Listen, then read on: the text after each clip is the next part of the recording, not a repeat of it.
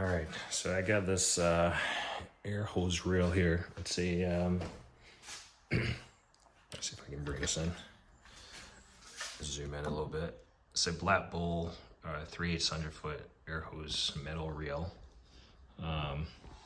and it works just fine for what I need. Pretty much reaching the driveway. The only issue I have it mounted to a swivel arm. I mean, I just got one side in the wall in the stud. The only problem I have is if I fail to put this back away from the garage door, this has caused it to the garage door to make contact with it, and then the garage door will jump the reel, which I've had to put back on before. It wasn't too bad, but definitely not something I want to be doing. So I think I'm gonna move it. I feel like I want to move it over one stud just so I can tuck it away in the corner. So I feel like these are 16 inches on center, so I want to move it over one.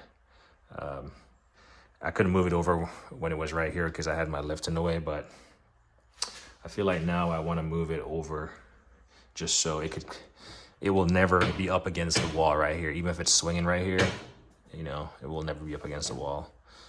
Because I mean, I can keep it out of the way just by doing this, but then I'm seeing the not so nice side of it, as in it doesn't have any labels or anything. I mean, whatever. But that's the project. But I mean, when I say a project, it's like, well, I'm gonna have to remove it from the wall, and you do this stuff by yourself, it's really heavy, and then I'll patch that hole and then paint it. So it's one of those things that will get done. But the issue I have is this air hose. As you can see, it doesn't, it locks. Let's see if I can get it to lock. There you go. So it's locked, you know, it's locked. But when you try to spool up the last remaining about 6 foot of this hose, it doesn't have any, it doesn't want to wind up on its own. Like you can see, it's up there, and then watch what happens when I let it go. So it just unwinds. So it just really started doing that. So Paul Mendenhall, one of my subscribers, I did a video yesterday talking about little projects I have to do. So see, it kind of auto winds. I want to say it's about 7 feet remaining. So yeah, Paul Mendenhall told me to remove the stopper. I'm gonna remove the hose stopper here. He said remove the stopper. Well, first he said lock it in place. So there you go, lock it in place. Remove the stopper, and we'll just unthread this nut in here.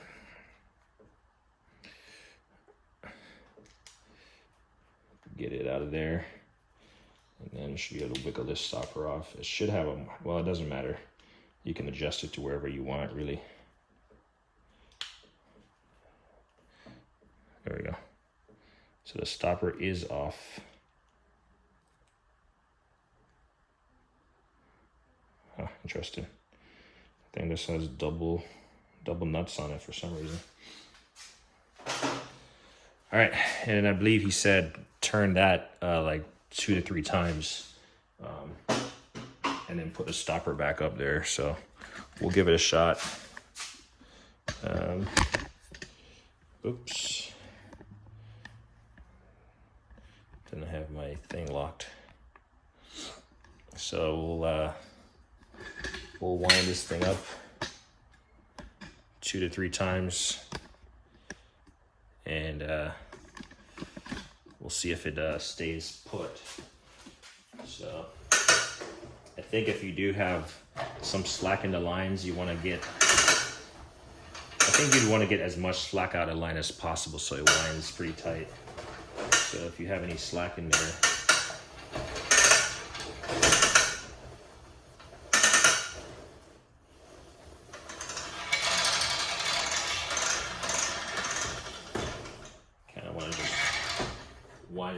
tight as possible. And then I imagine when he said 2 to 3 times, he just meant have this thing go through this loop 2 to 3 times is what he's recommending. So that's 1 revolution.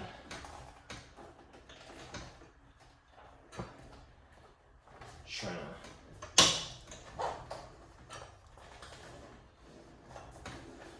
that's 2 revolutions.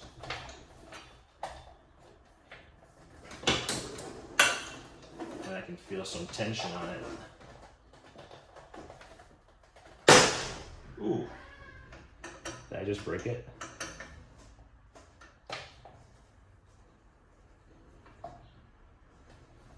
Huh.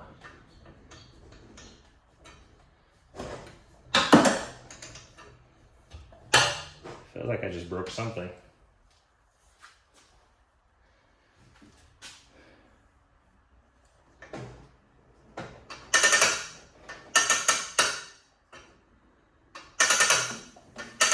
It definitely had some tension on it as I was winding it up. What?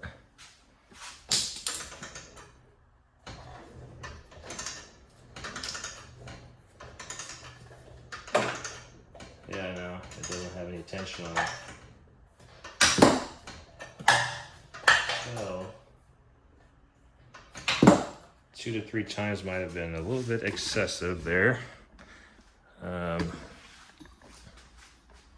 Because right now it doesn't have any.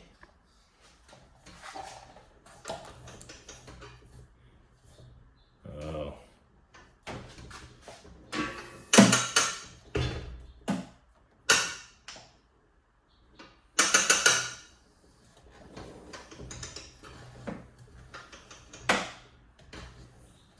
Right now it doesn't have any tension on it.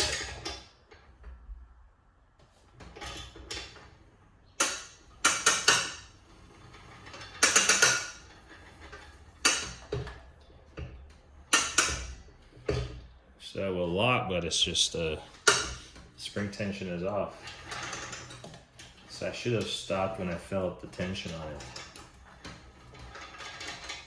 But I'm just not seeing where this thing. I'm gonna troubleshoot this a little bit instead of trying to do this on video, and I'll post a part 2 to it. It's just right now it doesn't feel like there's any tension. So I think what I'm gonna have to do is unspool it completely and see what's going on. Did I break something? Because initially when I was doing it, when I was like around approaching 2, that's when it like, you heard something go pop, and now it does not have any resistance on it. So that's a little bit, I'm not gonna say concerning, but it's a little bit, if it broke, then it's broke. All right, anyway, we'll make a part 2 to this, like on a hit thing.